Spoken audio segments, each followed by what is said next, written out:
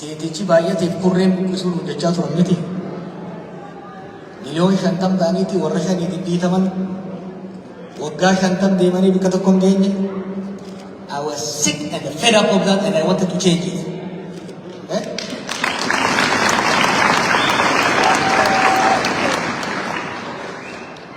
Gaafasis beekumsaan rabbi naa kenneefi kan hin barnootaan gabbifanne kan hin gorsa keessaniitiin bal'ifanne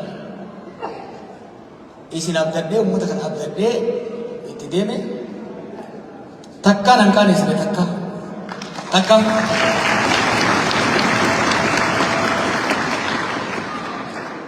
anillee wayin takkaa isin qaanesseere hidaaye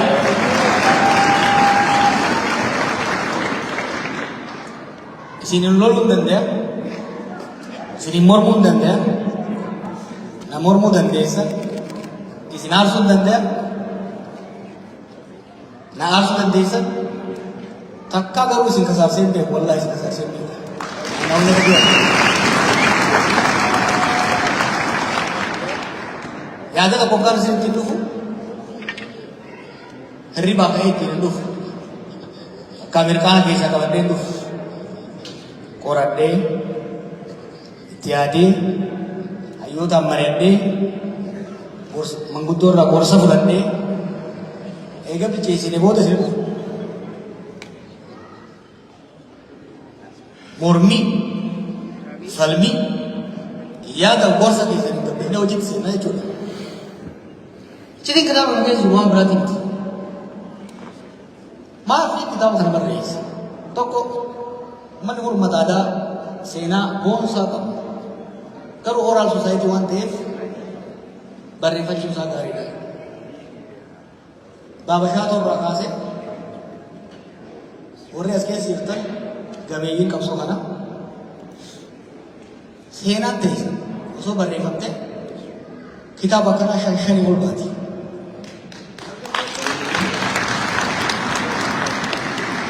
Isin faarsuu ni bar dhugaadha. Baadiyyaarraa kaanee dhiitamaa, dhiibamaa, qabsoo seenne, dhiibamne, Somaalee seenne, bishaan san qaxxaamurre, Yamaniin goone, Saawudiin goone, Xaaliyaaniin goone, Kaanadaa dhufne, Ameerikaa dhufne. It's a long journey, no? Seenaan mataa keessanii seenaa uummata Oromoodhaati. Seenaa nama qaanessullee miti seenaa qabsoodhaati beekama. Seenaa qabsoodhaati. Kanaaf kan hin barreesse namni keenya akka barreessu barbaada.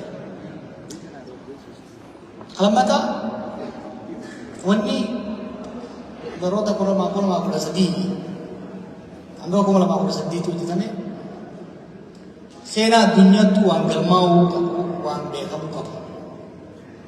Bakka dhugaan qorannoon qabsoo wal ta'anii